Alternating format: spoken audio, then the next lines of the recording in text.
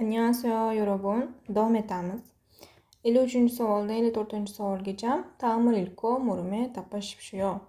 Quyidagini o'qib, savollarga javob bering. 53-savolni sharti. Pingani troqal almajin maril ko'rishibshiyo.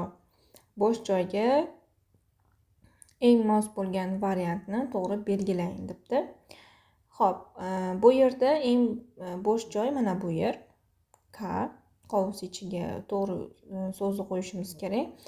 Odatda variantlarda so'zlari bir xil, grammatikalari har xil bo'ladi. Mana shu so'z va grammatikani biza to'g'ri qo'yishimiz kerak bo'ladi. Xo'p, birinchi bo'lib biza bu matnni boshidan oxirigacha o'qib tarjima qilamiz. Ketdik.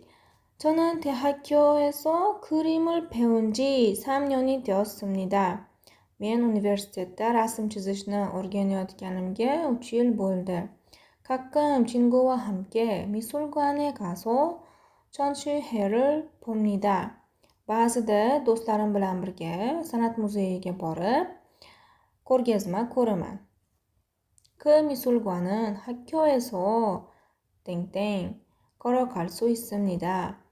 Bu san'at muzeyi maktabdan nimadir bo'lib yoki sababli piyoda borsa bo'ladi. 그림을 본 후에 학교로 돌아와서 같은 과 사람들과 미술관에서 본 그림에 대해 이야기합니다. Rasmlarni ko'rib bo'lgandan keyin maktabga qaytib borib, birgalikda shu do'stlarim bilan birga san'at muzeyida ko'rgan rasmlar haqida gaplashamiz. Ketdi, variantlarni ko'rib chiqamiz. Kagapda o'zi nima edi? Yaqin edi, yurubun yaqin. Kagapko yaqin bo'lib, gaqqavoso yaqin bo'lganligi sababli, kagapjiman yaqin bo'lib, lekin, gaqqao'myon yaqin bo'lsa. Xo'p, to'g'ri javob ikkinchi variant bo'lar ekan. Sababi yaqin bo'lganligi sababli, ya'ni maktabdan yaqin bo'lganligi sababli nima qilsa bo'lardi? Piyoda borsa bo'ladi. Shu uchun ham ikkinchi variant to'g'ri bo'ladi. 54-savolni shartini ko'radigan bo'lsak. I kre neyonga 같은 것은 ko'rishibshiyo. Bu matnning ma'nosi, ya'ni mazmuni bilan o'xshashini belgilang degan. Ya'ni ushbu matnda nima demoqchi bo'lganini bu yerda topishimiz kerak bo'ladi. Ya'ni mazmuni jihatdan to'g'ri kelganini biz belgilashimiz kerak bo'lar ekan.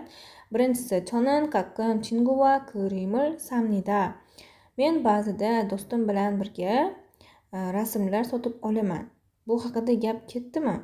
Yo'q, gap ketmadi. U rasmlarni sotib olmaydi, balki rasm chizishni hali ham o'rganyapti va do'sti bilan shu san'at muzeyiga borib o'sha rasmlarni ko'rgazmasini ko'rar ekan. Ikkinchisi, 저는 미술관에서 친구를 기다립니다. Men san'at muzeyida do'stimni kutaman. Bu haqida ham gap ketmadi. 저는 친구가 그린 그림을 좋아합니다.